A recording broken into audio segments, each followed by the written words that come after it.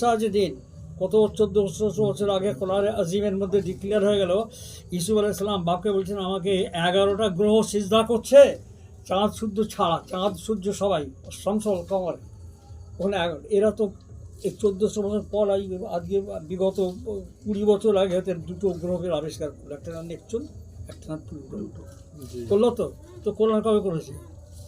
এ সমস্ত জ্ঞানের তারা কত বড় জ্ঞানী তারা জিনিস করেছেন। এখন দেখা গেল যে আসমান ও জমিনের মধ্যে আল্লাহ বলছেন যা কিছু আছে তারা নামাজ পড়ে আর তসবি পড়ে। তা আমি বেশি দূর আগে একটা কুকুরকে সারাদিনে বসিয়ে রেখে দেবো, দেখবো কখন সে নামাজ পড়ে আর কখন সে তসবি পড়ে। দেখাতে পারবে কেউ? কি গো, যে দেখাতে পারবে আমাকে? তো কোরআন তো বলছে কি ঘরে করি তাহলে ওদের জন্য ফাতেহার জন্য রেখে দেবো, বুকে খালি পড়ে বসে তো 500 টাকা বেরিয়ে হয়ে যাবে, এর জন্য কোরআন তেলাওয়াত করে ছেড়ে দেওয়ার জন্য কোরআন, না নামাজে কেরাত করে পড়ার জন্য কোরআন? যেটা বলছি সেটা পড়ে সেটা বুঝতে হবে কী বলতে চাইছে। তাহলে কুকুর যে নামাজ পড়ে, বিড়াল নামাজ পড়ে, শুয়ারও নামাজ পড়ে, পেশাবের পোকা নামাজ পড়ে, পায়খানার পোকা নামাজ পড়ে, সব জমিনে আছে তো? না কোনটা বাদ দিয়ে করা হয়েছে? কোনটা একটা বাদ দিয়ে হয়েছে, এটা বাদ দিয়ে করা হয়েছে কি? এর নাম হচ্ছে মারেফাত, এর নাম হচ্ছে মারেফাত, এর নামে তরিকাত, এর নামে হাকিকাত। এটা হলো শরিয়ত। ওই পড়ে গেলাম শরিয়ত অদ্য পর্যন্ত, ওই পর্যন্ত দৌড় অনেক আছে। এতে এর জন্য কী করতে হবে? যে এই খানকা যে তৈরি হবে, এই খানকার মানে কি জানেন? যেন আমরা ছোটোবেলা মাদ্রাসায় পড়ে মাদ্রাসায় কিছু আরবি শিক্ষা করেছি, ধর্মীয় বিদ্যা, ইসলামিক বিদ্যার শিক্ষা করেছি।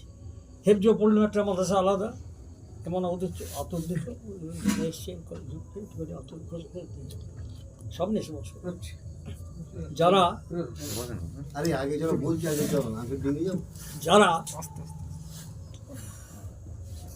এই বিদ্যা অর্জন করলো, তালিম নিল, তারা মাদ্রাসায় পড়লো, আলাদা তৈরি হলো। খানকা কি তৈরি করে?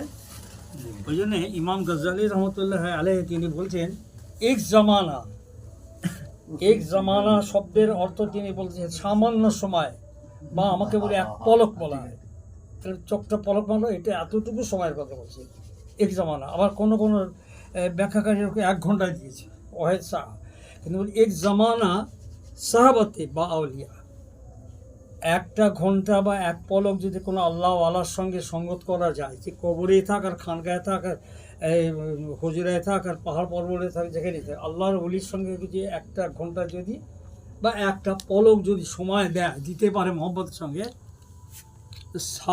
যে 100 সাল সে, 100 মানে 100, 100 সাল সে বেহতার বেরিয়া, মানে 100 বছর মানে মনোযোগ সহকারে আল্লাহর ইবাদত যাই কিছু, নামাজ, রোজা, হজ, যাকাত, তালকিন, তাহরিম, যা কিছু 100 বছর যদি মানে খুব আকীদার সঙ্গে করি, তার থেকে ভালো একটা ঘন্টা যদি আল্লাহর ওলির সঙ্গে সঙ্গত দেওয়া যায়।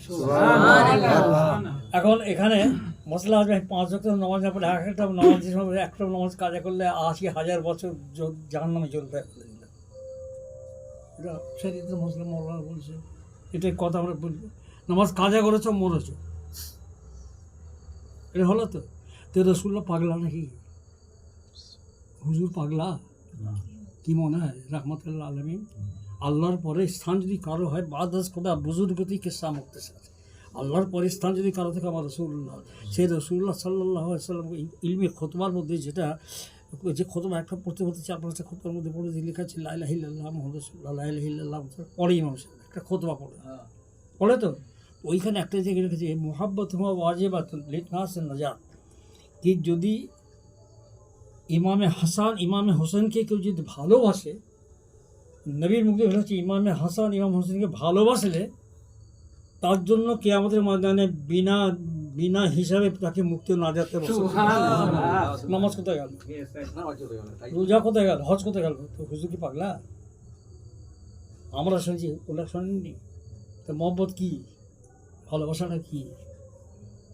হয়তো কেউ জান দিয়ে দেয়, কেউ সময় দিয়ে দেয়, অন্তরের মধ্যে সালাম পড়লো ছেলেটা, এই সালামের মধ্যে ইমাম পাকের যদি মহব্বত অন্তরে হতে সেটা যদি থাকে, তো আমার হুজুর শুনছেন, বিনিময়ে তার বেড়া পড়া হয়নি, নামাজ পড়তে বলবো।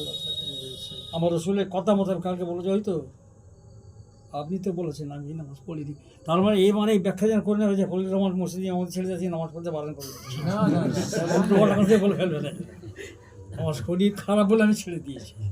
আর বেশিক্ষণ দাঁড়াতে মাথা করে আমি ORS বানি ডাক্তার, বড় হার্টের ডাক্তার, সে খাওয়াচ্ছে, খুব কম খাই। দ্বিতীয় কথা হচ্ছে যে ধৈর্য আর সবর, যাকে ধৈর্য সবর বলে, আর নামাজ। নামাজ বলতে কী বোঝা যায়? আকিমিস সালাতা লিযিকরি, আল্লাহ নিজে বলছেন আমার জিকির করাটাই তো নামাজ। কারণ আল্লাহর নবীকে আল্লাহ পাক এত বড় মর্তবা দিয়েছে, কোনো মুসলমান যত যে আকিদার হোক সে আমার সঙ্গে মোকাবেলা করুক, আমি তাকে বুঝিয়ে দেবো কোরআনে আজিমকে বিশ্বাস করে আগে বলেছি, অমান্য করবো না তো। তো আল্লাহ নিজে বললাম এই রসুল্লাহ ফাঁকা দাতা আল্লাহ, তুমি রসুলের অনুসরণ করো, রসুলকে ভালোবাসো, আমার ভালোবাসা হয়ে যাবে। রসুলের জিকির করো, আমার জিকির হয়ে যাবে। রসুলকে দিদার করো, আমার দিদার হয়ে যাবে। রসুল্লাহকে এত মর্তবা দেওয়া হয়েছে, রসুল্লাহকে এত মর্তবা দেওয়া হয়েছে, হুজুর সাল্লাল্লাহু আলাইহি ওয়াসাল্লামকে ভালোবাসলে আল্লাহকে ভালোবাসা হবে তো। আর বলছে যদি তাজিমে নূরে শাহে মদিনা সে রহকে দূর, হুজুরকে যদি তাজিম যদি না করি, মুস্তাফার সঙ্গে যদি ইজ্জত আদব যদি না করি, তা মানে বলছে ताज़ीम नूर शाह मदीना से रह के दूर, सिजदों के दाग पर तुझे बेजा गरूर है। যে রসুল্লাহর মহব্বত যদি অন্তরে, তার যে তাজিম নেই, ইজ্জত নেই। আপনার আকিদে আমি যে সালাম পড়বো, এমনিও পড়লে পড়তে পারি, পড়তে হয়তো। তো এই তাজিমটা কী জিনিস, আদবটা কী জিনিস, আদবটা রাখার মধ্যে বহুত মানে দেখতে হবে যে কী জিনিস বলতে।